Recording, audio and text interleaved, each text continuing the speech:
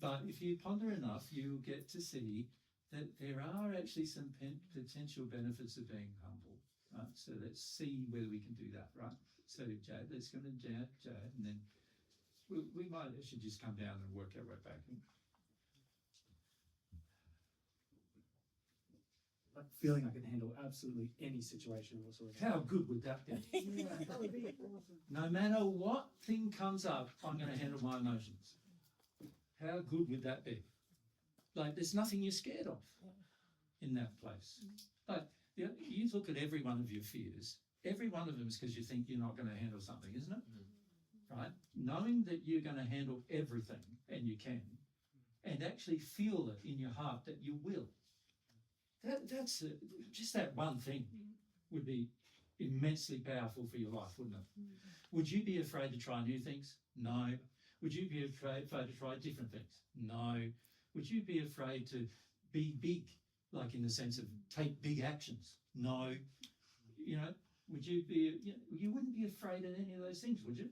In that place, because you know I can handle anything. I can handle millions of people criticising me. I can also handle millions of people loving me, and I still don't think I'm better either. I can handle that too. How do most people handle fame in this world?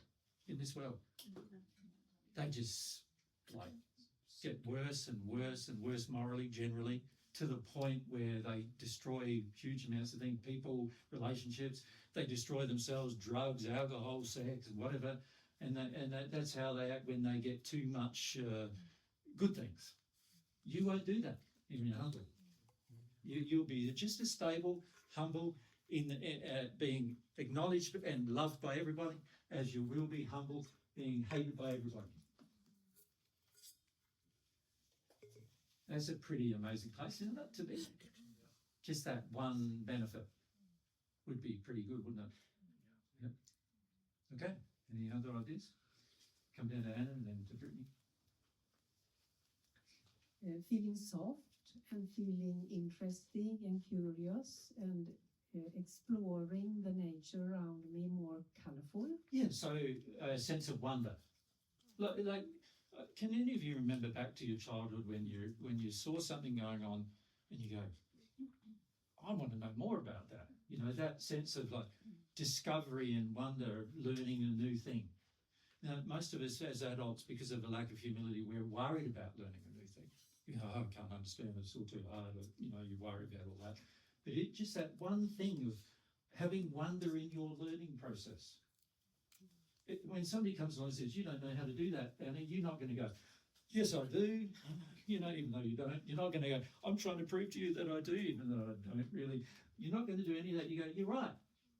What can you teach me about it? How good would that be? It's you'd be like a soap, wouldn't you?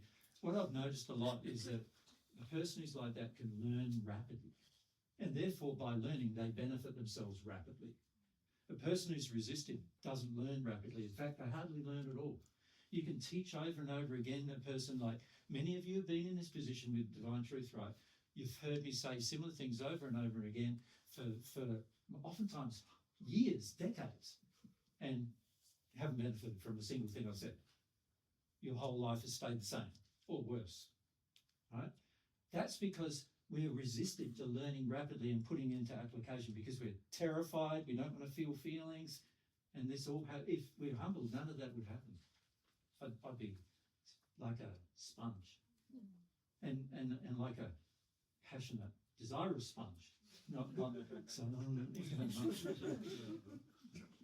A resistant person is not a sponge anymore, are they? They're like a rock. Nothing can get in. But when we're in this state, it's a very different state of wonder, learning every new thing. Fantastic state to be. Yeah, Brittany?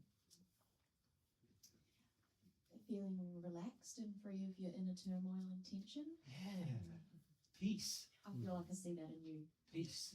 You feel peace internally, like you don't worry about the things you used to worry about. I remember in my early 30s, there was not a single moment in my life before that I'd woken up without dread of my day. just dread, like it almost felt like dying dread. That's how it felt. I had so much emotion in me that I'd stored in me about what had happened to me in the past and my memories and everything else. And I had so much of this emotion that all I ever woke up in was dread every single day. And I remember the first time I released some, which was with the help of a therapist, actually.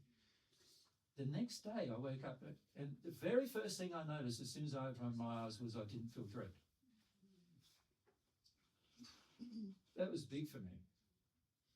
Big for me. I saw, I know there's colours, but all I really saw was greys. I never really saw colour either. Physically, I didn't really see it, like feel it. On that same day, I woke up and looked at things and I felt I hadn't seen them before, right? Because I didn't have any dread, right? That's huge. That's a huge positive effect just from being humble. Yeah.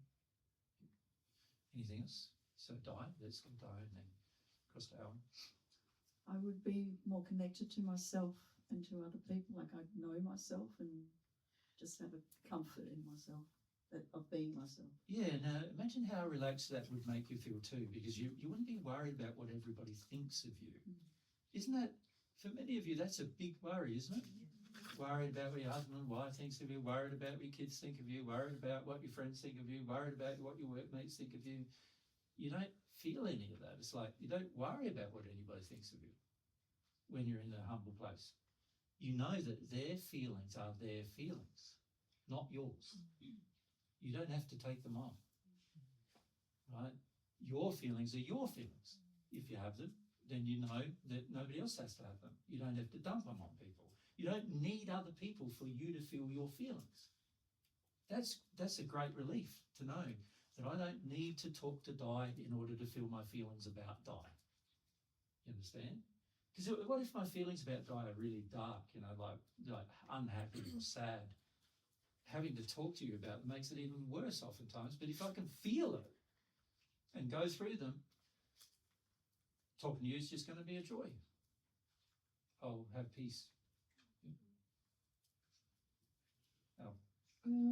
Letting go of the pain of hardness in my heart. Yeah. And being soft. Yeah, this is very important too, because you know when you're suppressing your feelings, you do feel in yourself that you become like callous to things, don't you? I remember one guy, the same therapist I talked to you about just earlier, he said to me, what would happen if both of your children were murdered, like in front of you, what would you do? And I thought about it a while and I said, I don't really know what I would do. And when I realised that, I realised how detuned am I from even any feelings? I don't even know my own boys, which I thought I loved, like I don't even know how I'd feel if they died and were murdered by somebody, It's sort of, I went home thinking about that, go, I need to be far more sensitive than what I am. You understand? And the growing sensitivity means you're sensitive to every nuance of a situation, which is another advantage. Because you know who you can trust instantly, who you can't, you know who is going to be working with you, who isn't, straight away, those people have got those problems, so any interaction I have with them are going to cause these issues. And you know that if other people don't have those problems, it's going to be easier. You can make decisions so rapidly in that place as well that are beneficial to yourself and others. It's sort of like protection. It's a protection to be more sensitive. We think it's the opposite. We think it's the opposite. Yeah, most of you are protecting yourselves from your own feelings and others. And I think you just don't know. Like many of you, I see trusting people who are totally untrustworthy because of that. And if you were more sensitive and more humble, you wouldn't do that. You would trust people who are trustworthy, and you wouldn't trust the people. You wouldn't think that the person who's untrustworthy is going to be beneficial to your life in some way. But many of you think the opposite to that because of this one thing. Yep. Anything else? We go back to Pierre over here, and then because you would feel everybody, you would understand everybody and love people more. It's so hold a amazing grudge. Yeah. to understand people. So when they do something that you think, before you might have been angry about or upset about, or you might have thought, why did they do that stupid thing, because you can feel them, you can see, oh, that's why they did that. And it was silly that they did it, but you can see why. And if you love them, and you can even ask for an opportunity to help them to see why themselves. Yeah. It's really lovely being going from a clueless place, which is what anybody in a lack of humility is, to a clued up place, which everybody who's humble is. Yeah. And you get clued up about why, the underlying nuts and bolts as to what is happening around you and why. And the confusion the average person feels in life on earth in particular, that disappears. Because everything going on around you is happening for this reason, that reason, this reason, that reason. And if you don't understand the reason why, you can be educated from God enough to know what the reasons are. It's a really good place. I remember when I first felt that place of in this life again, I now know what's going on. Yeah, it's amazing how much not knowing what's going on causes fear. Do you understand? It causes dread not knowing what's going on. Every relationship I had up to now didn't turn out. Why? And you start to get really scared of having the next relationship when you don't know why the other ones broke down. Does that make sense? Sort of like, without understanding, you're sort of worried that the very next thing you do will end up with the same result as the last thing you did. And then are you going to invest all your heart into it if it turns out to be the same? Many of us are so frightened of that we then don't do anything, right? And so what I see as people get older, generally, they do less and less and less. Because of that, fear builds up over time, and because they don't know what's going on. They don't know why everything happened the way it did. And because they don't know why, they're scared of it happening again. Yeah. When you're humble, you don't have that. And when someone tells you something directly, there is no resistance. No. Only your heart. Yeah, no. So it's not like when you're really humble, nobody can tell you something you don't already know about yourself. When you're really humble, God's already told you all the things that are wrong. So you don't really need to have anybody else tell you what's wrong. You know what I mean? And it's not in an arrogant way. It's just I already know those things that are wrong about me, and I'm already trying to do something about them. Because I have that, like I was saying to Ange earlier, that desire for the destination, and I know how good that is. Anything that I know, I'm already working on. I'm not resistively knowing things.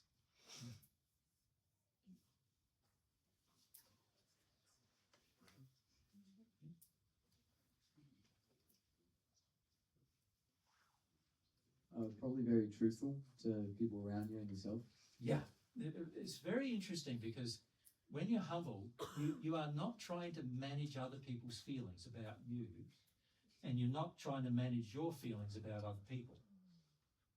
Now, a lot of interactions I notice that the average person has are basically managements, where you're trying to make this person be happy with you, or you're trying to compensate for the fact they're not happy with you, or something like that.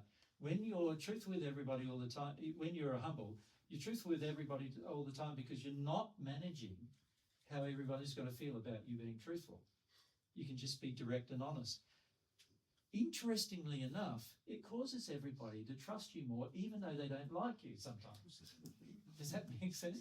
Because they know, they're honest, and like everything's just face value and not hidden. And so the beauty of that is everybody knows, even if they don't necessarily like what you do or say, they know at least there's no subterfuge, there's no hidden agenda of the person anymore, right? And this is very helpful for your relationships, because the average person does believe there's heaps of hidden agendas. The average person themselves has hidden agendas, and so they then presume that everyone around them has the same kind of hidden agendas. Does that make sense? But when you're totally humble and truthful in every situation, everyone realizes there's no hidden agendas. Now they can trust you more. Now when you say something, many people will take it at face value rather than, why did you say that to me? What's going on there? You remember right at the beginning of my relationship with many of you, this is what you did with me, right? Why did you do that? What's going on? Why did he say that? Is there something more to it? No, I'm a very simple man, and what I say, I mean, and you don't have to guess. If I hadn't said it, then it probably means I don't feel it. It makes it easy to have a relationship with a person like that. Of course, if I'm really into my facade, it's going to make it harder to have a relationship. But obviously, if I'm humble, I won't be in a facade either with anything I do or say. So yeah, very powerful effect on your relationships. That you remember, I've said plenty of times to you that your relationships are what brings happiness, right? So there's other things you can do. You can build things and do things and create things. That will bring you some kind of happiness, but it's nowhere near the kind of happiness you can have by having a good relationship or a relationship with God or good relationships with friends. Or none of your happiness is going to ever exceed the happiness that comes from those sources, right? When I'm humble, every one of those relationships is improved. When I'm truthful, every one of those relationships is improved. Fantastic. Also, every relationship is fun because there's not all this guessing work that has to go into it. It's like, you know, what's my partner thinking of me now? You know, that kind of thing. Does she really want me or not? You know, is she interested in having sex with me or not? You know, if she's completely humble and open and honest, I'll know exactly what she's feeling. Like, I don't have to guess. You know? I see a lot of relationships as sort of like, you guess what I want and I'll guess what you want. And it's a minefield to do that. When you're humble, you don't need any of that. I know exactly what, when, why. Because you're sensitive enough to even feel the other person's emotions, but also you're truthful enough with the other person to tell them how you feel at any point in time and to share with them how you feel and to actually feel how you feel. They don't even have to ask you, how do you feel? So oftentimes in a relationship, you see people asking, you know, what are you feeling now? When you're humble, you don't need any of that. You know exactly what a person's feeling because you can feel it. So you don't need to know. You don't need to ask them. So it gets rid of a lot of superfluous conversation. Can you see? Like, I don't have to, you know, how's Jada feeling? I don't know. I've got to ask him, so we've got to sit down and have a conversation about it, that means. And I've got to sit down and have a conversation with him about it. And then I also am not sensitive enough to know whether he's lying to me or misrepresenting the truth or anything either. So now I've asked him how he feels, and we had that conversation, but I still don't know how he feels really. You know what I mean? Like, I'm still confused, right? And then when you're humble, you can just feel how he feels. Another person's feelings are able to enter you, and you are able to interpret them accurately, not as a response to your own feelings. So you can interpret them accurately. You go, I know exactly how he's feeling, right? Why he's feeling, how he's feeling. So I don't need to ask him. So this is great. He doesn't need to tell me either. That's great too. But of course, if he was open and honest and humble, he would, if he was invited to. And that's great too.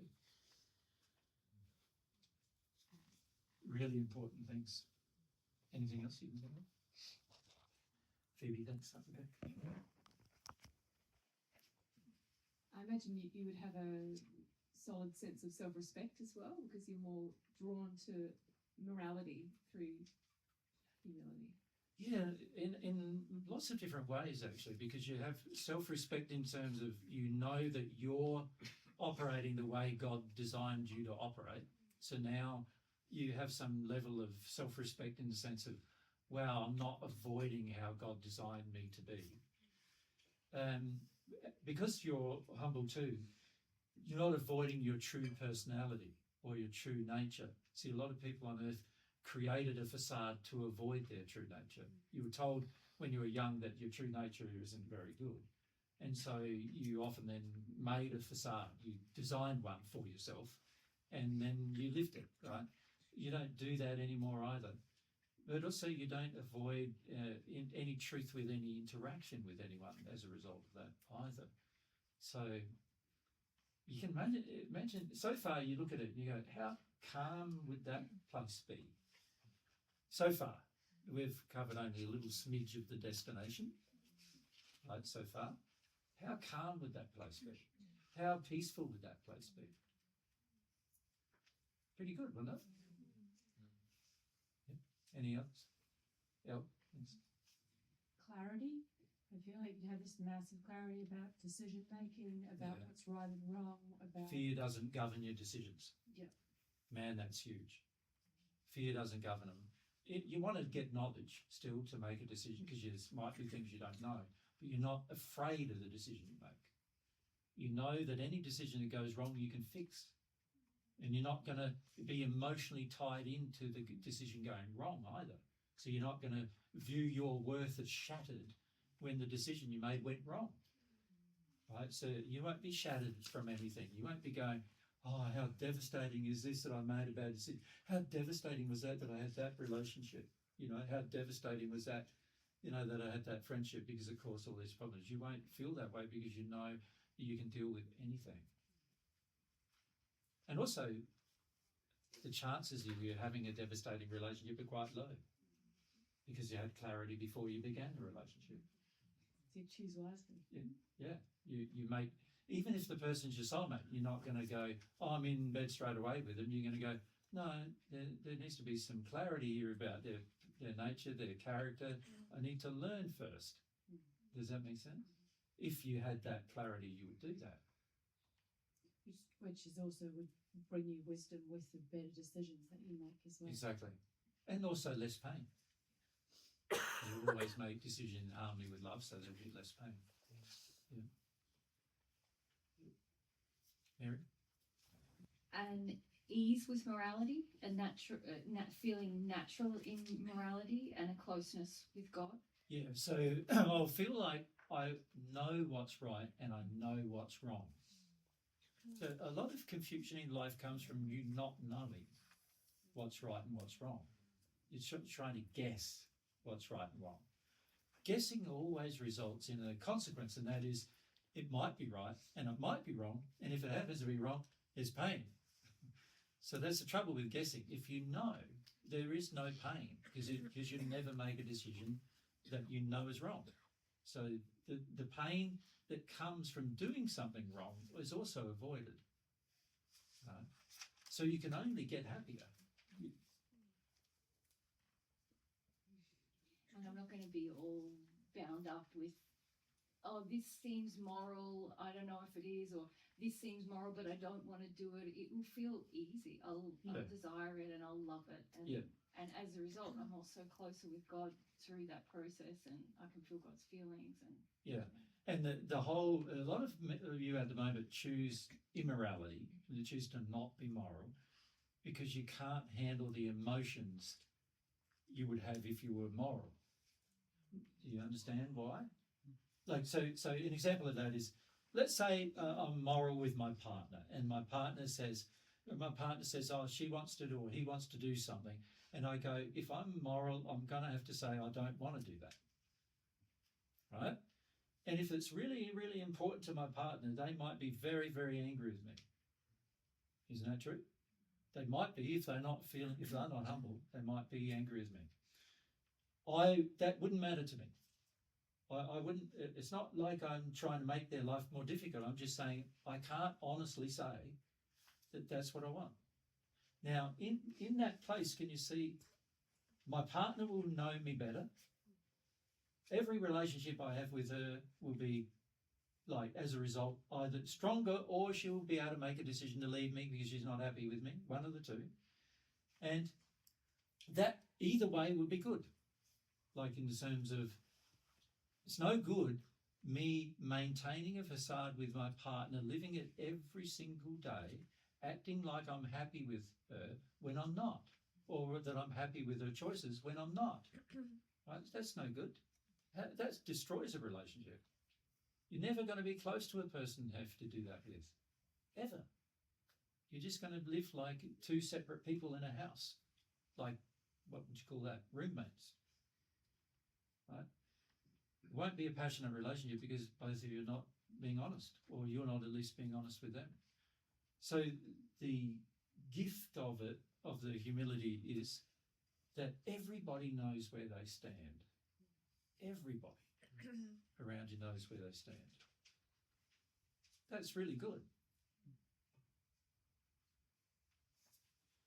Alex? I feel like I have a greater desire to know God's truth and, Yeah. and feelings about all sorts of things. Yeah. Because you know any truth that comes to you from God, you'll handle. Yeah, confidence that you can handle. You'll handle. And also you will know after a while that any truth you get from God makes you more sensitive. So this is a very positive thing, to be more sensitive, because the more sensitive you are to what is right and wrong, the more likely you're going to do what's right. Do you understand? So if I'm really sensitive to what's right and I'm really sensitive to what's wrong, I will know my sensitivity to what's wrong will hurt me more. And so therefore I'm less likely to do it. And my sensitivity to the joys of what's right would be stronger. My joy in doing what's right would be more intense because I'm more sensitive. And so it's more likely I will do that rather than avoid it. Does that make sense? The growing sensitivity of your soul, which comes from this relationship with God and comes from the knowledge of God's truth opening your heart, the more that happens, the more I'm in tune with reality. I now understand what's real and what isn't. And I will do the real thing and avoid the facade thing. I will do the real thing and avoid the untruth automatically. And that's a fantastic place to be. It's like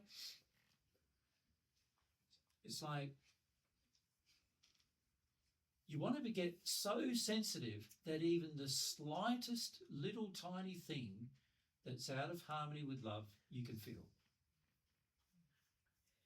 Like what the average person would just dismiss in a heartbeat, you would feel. That's what you want.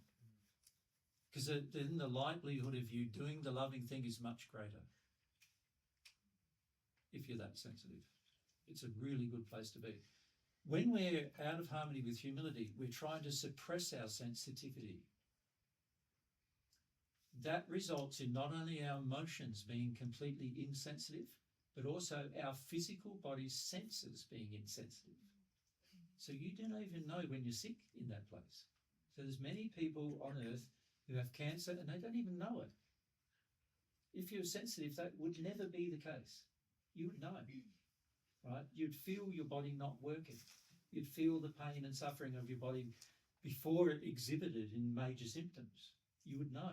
You would even feel the emotions that cause that symptom. You would know that too. So you can avoid a whole heap of sickness as a result of being more sensitive. It's a much better place than being insensitive.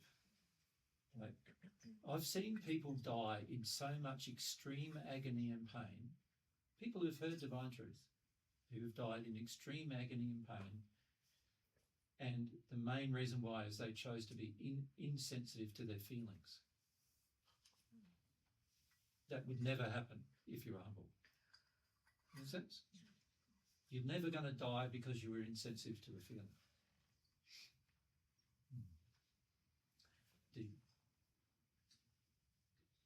I'll have complete trust and faith in God.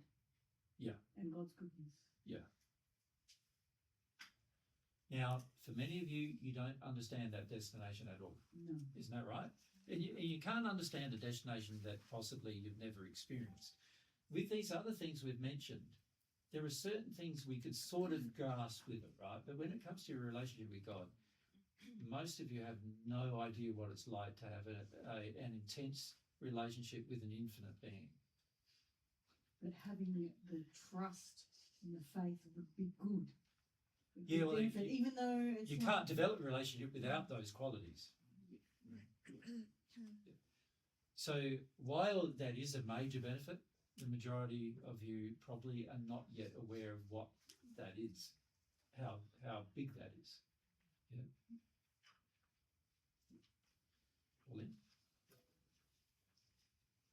Pauline? I would love my life. I would love life. I would love everyone's life. Yeah, you want to get up in the morning, wouldn't you, rather than sleep in. It'd be pretty rare you'd rather sleep in except if you're tired. But you wouldn't just sleep in just because you want to avoid your life. Yeah. What was that behind the scene comment there? Sorry, darling. From the peanut gallery. Or you're in bed with your soulmate. Then you want to sleep together. Yeah. But even that's driven by the fact that you're sensitive. You know, you don't just dismiss the joys of relationship. Yeah. And you place a priority on the joys of relationship beyond other things as well. And I would know who I am. Yeah, now that might sound a very trite thing to say to some people, but actually that's a very important thing. The majority of us are using our facade to avoid who we are. And we were taught to do this from childhood because our parents didn't like who we were. Right? You know, many times parents want to create mini-me's, you know, like a person who's just a reflection of themselves in some way. That gets you far away from the person you are. Many of you will find, I'm actually an artist when they never thought you were. Many of you will also find the opposite, that you're an engineer and you never thought you were. Many of you will find that actually you're gay, maybe, or that you didn't know. Your real self, you'll discover. That you can only do it by being humble to every emotion. And I wouldn't say many of you because with the gay thing, because it's around about 12% of the population has been created gay. But you'd know whether you're one of those 12%. That means in this room, there's 50 people, around about 12% is how many? 6 or 7. Yes, a fair bit, isn't it? It's been between 8 and 12%. So what's 8% of 50 is about, 4 people? And then 12% is about 6 people. So that's how many of you are gay.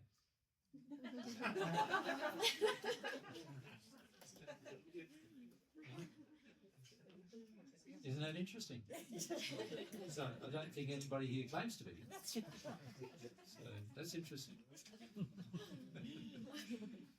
Has that put the cat among the pigeons today? But you see, you would discover that. You would be okay discovering that. You know, there's a lot of opposition on earth towards sexual orientation. And I don't mean orientation in the sense of the addictive desires. I mean the actual sex, the sexuality of the soul. There's a lot of opposition to it. And the average person on earth doesn't realise it, but they have no idea of their sexual nature, one way or the other. In fact, many of you feel attracted to people primarily because of your addictions, and you don't even know that. You don't know that if that person didn't have that addiction, you would not be attracted to them. These are big things to understand, because once you deal with addictions, you go, why am I not attracted to this person anymore? And then you understand, that's because I've never really connected to who I am to know who I'm going to be attracted to. This is a big thing. A big part of joy on earth is the attraction you have to your other half. That's a big part of joy. And we don't experience it for the most part. It's a part of this getting to know, being humble and living in harmony with that morality opens all that up for you.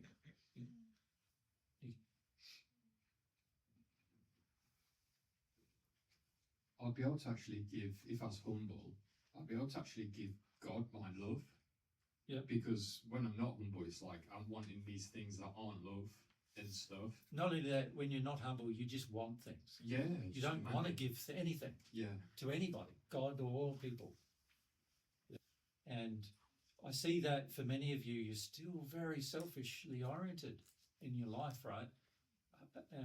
Hardly able to give to another person except if you believe there is going to be a benefit to you. Now that benefit, many of you measure emotionally, not just physically.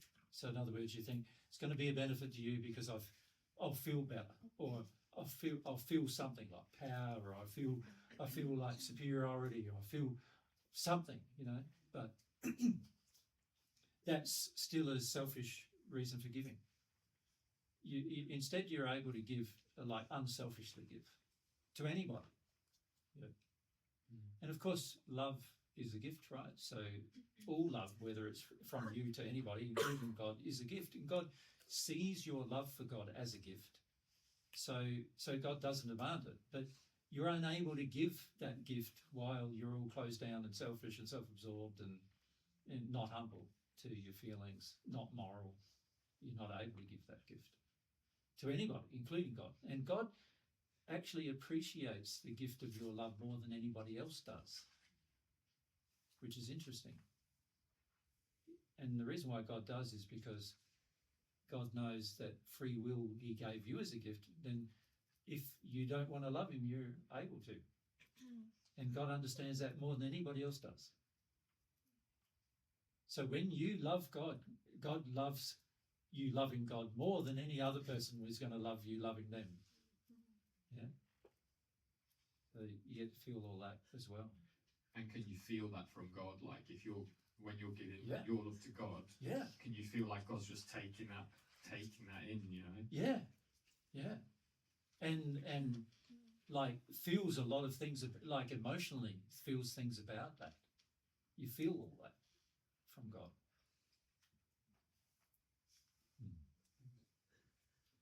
All right, so why did I do that? Edge, let's go back to the source of the question. To show us the destination. Show you the destination. Now, obviously, for me to engage that destination, I'm going to have some faith in it. You see? Yeah. For many of us, we don't experience these things. We can sort of only imagine what they're like, can't we? Yeah.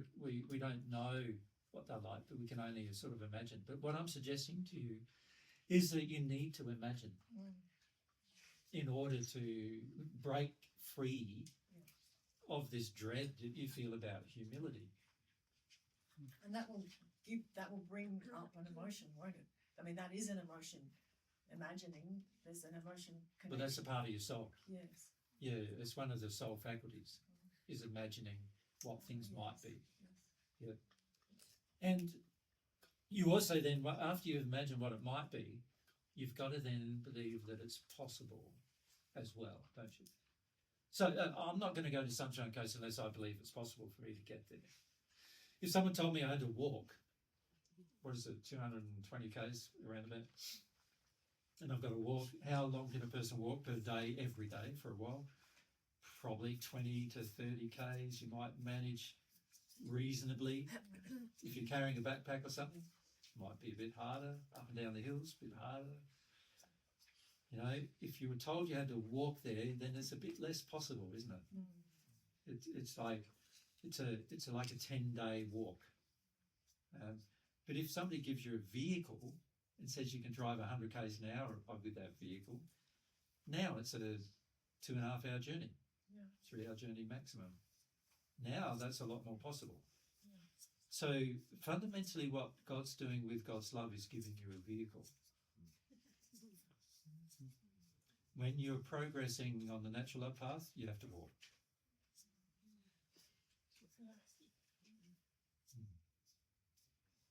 So when you think about that, I could engage God in this process.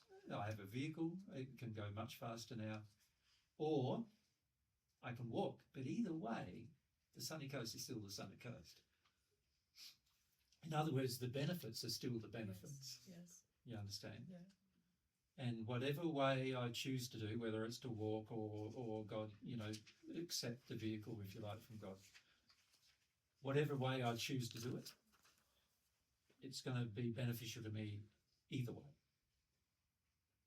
There's going to be greater happiness to me either way. Yep. And so this is something to consider as well. Like, you have the option of choosing between doing it the hard way or doing it the easier way. Yeah. But either way, it's worth doing. Yes. Either way, going for a good holiday is worth doing. Yeah. So why wouldn't you choose to do it either way? Yeah. So, all the people who were alive before God's love was offered again, they still all chose it, but the hard way. So they all walked it.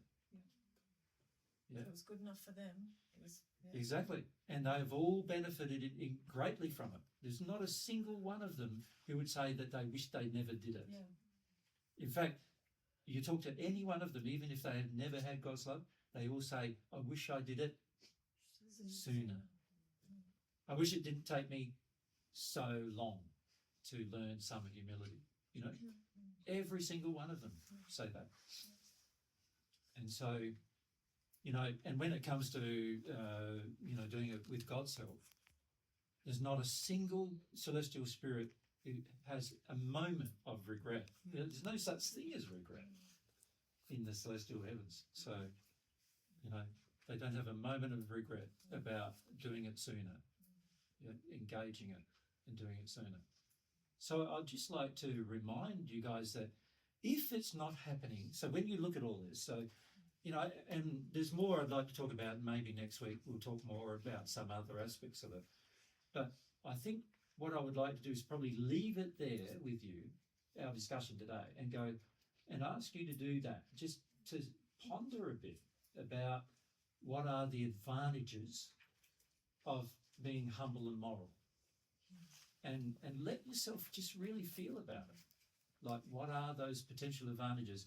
So remember at the beginning when I asked, Helena said all the disadvantages. You all already know that. You do. All of you know the disadvantage of it because your whole life is an experience of the disadvantages of it. You understand? So pondering about that's not going to help you very much. Right? You already know how bad it is. What I'm suggesting is to ponder a bit about how good it could be. That makes sense? Yeah? Jay, when we have discussions like this, I feel like we always get kind of caught up in the humility discussion. And my question is that because in general people have no faith in humility, or because they're so opposed to God and morality? Because I want to talk about morality and the significance of humility to morality, but it feels like there's always this feeling of I don't want to go there, I don't want to go there. Is that because people are so worried about humility, or and I am too? Well, so. I think it's completely about the destination of both things. Both things, Like the average person with morality feels the end results are going to be worse than they currently have. And the average person with humility feels exactly the same. So I feel unless there's some faith that grows in a person towards humility and morality, fundamentally you're just not going to do it. And while you can pray for God's love, you need humility to do that. And while you need to feel emotion to do that, you need to have some reflection about truth, which is morality, to do that. And you need to remember, we've said to you constantly that you need to have some awareness of your sin in order to do that. And that means you need to have some morality to see your own sin. And all of that is what is going to develop the relationship with God. But if you feel that the relationship with God is not going to benefit you, you're never going to take the road. Yeah, because to me, morality is like this golden, wonderful thing, and humility is my avenue to get there. So I'm kind of in this place where I'm thinking more about the benefits of morality, and I've still got hang-ups about humility. But I guess we all have to do the exercise where we think what's good about the destination of morality and what's good about the destination of humility. Yeah, I think we've got to ponder the destination to develop faith. Yeah. And the fundamental problem for most people is they have no faith in humility and they have no faith in morality. Right? This is why you continue to engage addictions, because you have faith in them. You believe they work. It's a silly thing to do, but most people do it because they don't contemplate what it's bringing them either. They don't contemplate, so what's helped me change the most is contemplating the direction of a life chosen in addiction and seeing the end result there, actually seeing the destination. Fundamentally, it's hell, right? And I don't mean hell in terms of spirit word. I mean you're just living in an emotional hell in the end. And then compare that with the destination of living in morality and humility. And that's like a heaven on earth. And compare it as if you're comparing two locations you're going to visit. So what's one of the worst locations on earth you could visit? Maybe a mine or something that's full of poisons and, terror and everything. Let's call that the destination of no humility, no morality. And we need to be able to see what that looks like, conceive what that looks like for our future, I feel. And I feel not enough of you do this contemplation. This is stuff that I've done every single day of my life, first century and now, is contemplate the outcomes of what my actions and reactions are going to be if I take them to the next level, what are going to be the real outcomes. And what I see most people doing is they fundamentally want to just, ignore the potentiality of bad outcomes and also hope for the potentiality of good ones while still engaging their sin. And the reality is, in that regard, we're quite stupid because, to do something that's going to cause damage to you and others and then hope for the best with it, that's craziness, right? And then on the other hand, to do nothing towards something that is going to be the best for everybody is also craziness. And the only thing that's going to stop our current way of life and change it is for me to see the sinful course of action is going to just bring me devastation. The loving course of action is going to bring me life, And I need to I need to feel that for myself. There's nobody around you is going to be able to convince you to change your life unless you see that for yourself. You understand? No, you can have somebody inspiring you every day. It's like getting you need to get some exercise, let's say, so you get out somebody yelling at you every morning and jump up and down and do the things that he's telling you to do in order to get fit. If you don't want to do it yourself, it's not going to happen. And it doesn't matter how much inspiration or even how much whipping goes on, you are not going to do it unless you feel the benefits of doing the thing and the disadvantages of not.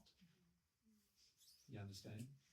So I feel that's like what Mary said about the importance of morality is extremely important because morality is truth. Truth is what brings you life, right?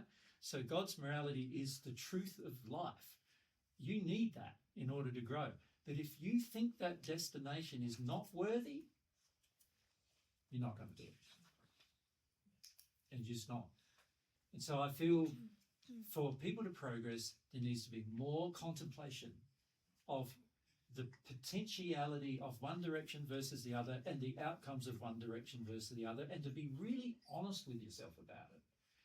Be honest with yourself about your addictions and what they've brought you. Like, many of you are still doing the same addictions that have brought you the hell you're now in. And it doesn't make any logical sense to do that, right? You need to change something there. But also, many of you don't believe there's any better way, that there's ever going to be any happier way, right? And that's why you just keep on with your addictions, because there are some semblance of happiness, which is this sort of imaginary happiness that I get an addiction net right now. That's the only thing available, so that's what I'm going to do. That's the only thing that I feel like doing, because that's, you know, that's the only thing I actually have faith in, that they work. And they don't. They don't work. That's why the whole world's so unhappy, because they don't work.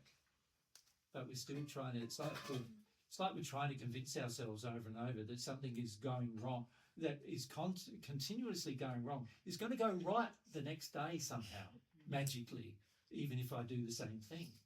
And you've heard the statements intellectually of like, you keep doing the same thing, hoping for a different result. You know, you've heard that, but emotionally, you see, you haven't heard that. Because if you've heard that emotionally, you go, yeah, look at my result in my life. I'm not that happy with it. Need to change. You know, that would be the net consequence if you really felt that, right? But most of us don't feel that, because we have this sort of somehow this magical thinking that magically something is going to come along and wave its wand over my life, and then I'll be happy. And some of you feel that that's a relationship, like, you know, a partnership relationship. Some of you feel that's a business thing. Some of you feel that's a job. Some of you feel, all of you feel differently sometimes about what's going to be that magical thing that makes your life better. But everyone in the world's tried all those standard things. And hardly anybody in the world's life's got better, particularly while they're on earth. So this is where I want to encourage you to just look at the destination. We can say these things, and as Ange pointed out, it's sort of a bit devastating to see them and go, oh, like I'm not doing that, that's why I'm not changing. That's one thing. But fundamentally, the reason why I'm not doing those things is because I don't believe in them. I don't believe in them. I don't believe they're good for me. I don't believe in them. While I don't believe in them, while I can't see a good positive destination from doing it, I am not going to do it. While you don't believe morality is good, and while you don't believe humility is good, you are not going to practice those things. It's a fundamental fact. So I'd encourage you to ponder about what those humility and morality, what they are going to bring you, and what the potentials are going to be if you don't do them. Weigh it up. Like, spend some time thinking about it and weighing it all up. So, because the only thing that's going to change your heart, because remember, the passionate desire that exists in your heart is going to determine your direction. So the only thing that's going to change my heart, if I'm being dedicated to my sin, the only thing that's going to change my heart is to feel that the direction of my sin is going to be bad. And also to know that there is a possibility of having a direction in my life that's going to result in happiness. I need to believe both things. So many people I see, after a while, they start seeing that their addictions are making them sad. You know, like a drunkard, he sees his addictions are making him sad, so he goes along to Alcoholics Anonymous to try to stop himself from getting drunk, doesn't he? Otherwise he wouldn't do that, would he? He does that because he can see the badness, the life that it created, and it was bad. So he's decided, I'm just going to do something different. You see it's bad, but nobody sees what's good very much. Like that, the drunkard who knows he's got to control his drinking doesn't understand that if he cried more, and could cope with crying more, he wouldn't have to turn to drink ever. Right? He doesn't understand that. So he doesn't have any faith in humility. So while he's had faith that his sinful direction is harmful, he hasn't had any faith in how to get into a good direction, really. And instead, all he's got to do is force his will over and over and over again, with very occasional to many slip-ups along the way. And that's how he does it. And so you meet many people who say they've been drunkard in their life, 50 years down the track, they're teetotal for 50 years and they still feel like getting drunk.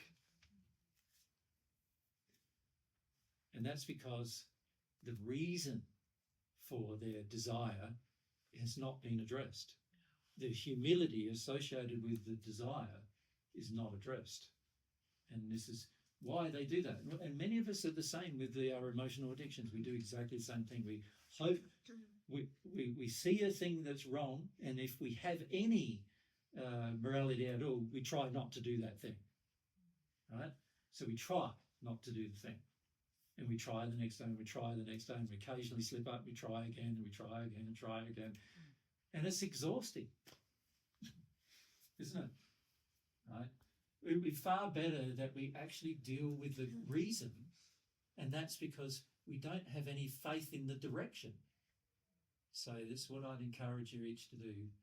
Develop some faith in the direction. Then you'll start to receive the benefits. Because then you're on the road. You're getting closer to the paradise, the destination, the holiday place, yeah, the place of joy. But if you don't believe that, you are definitely not going to do it. And it doesn't matter how much other people do it, even if you don't believe it, you will not do it. Now, you know, some of you know that when you notice other people getting better, that does give you some encouragement, doesn't it? It's like somebody saying, I've been to Sunshine Coast. You need to go. You know, that does give you some encouragement, doesn't it? So it can help, it can influence you, but the motive comes from within. Always remember that. The motive comes from within. No spirit is going to get you off of a good motive, and no person is going to get you away from a good motive. They can influence you or attempt to influence you, but they can't shape you. How you are is going to determine what you believe is the end result is going to determine the outcome. So, yeah, I'd just like to encourage you to do that. And when we come back for the discussion next week, those of you who come, I want to talk more about how most people get humility, like in terms of how the feelings associated with humility grow in a person generally. Like what kinds of things you start to do when you and you'll see yourself doing when you grow in humility. We want to talk about those kind of things, because many people don't understand the sort of the chain of events that are going to need to happen in order for humility to increase. And so I'd like to talk to you about that. But it's been good having the opportunity today to talk to you more about the faith associated with humility, or the lack of it, and what motivates that place.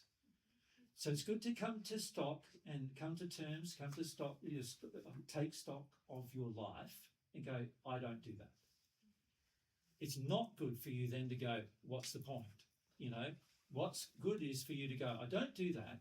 Do I want to do that? What do I believe about doing that? And address those feelings, address those desires that stop you from doing the thing. That's what needs to be done. Without that, progress is impossible. And nobody can give you that feeling. Only you can develop it for yourself. And this is the beauty, I feel, of God's way. It's fully engaged by your will, nobody else's. And this is fantastic. It requires your sincere exercise of your will in order for a change to happen. And this is beautiful. That means nobody can force you into it, but also nobody can take you away from it. Right? It's up to your will as to whether you'll do that or not. And this is beautiful. And that's why it's such a beautiful thing to teach. Because it's such a beautiful thing to see happen. People change themselves. You know, change their goals, change their life, change their desires. This is beautiful. God loves this when people do that. Yeah. So that's what I'd like to encourage this weekend.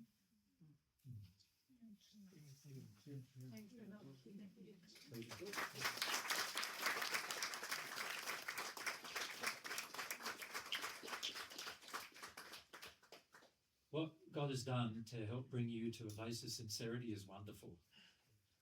Yeah. And it's just, yeah, just beautiful.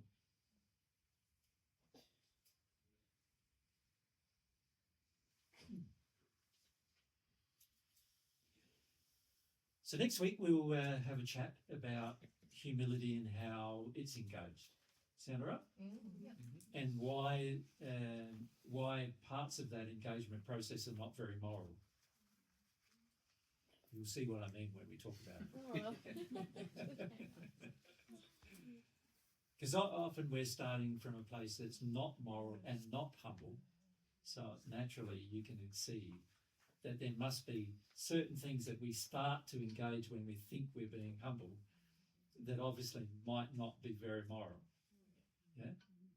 And it's good for us to understand our own sort of psyche in that regard. And that's something I'd like to talk about sort of next week, Beth. Yeah? Mm.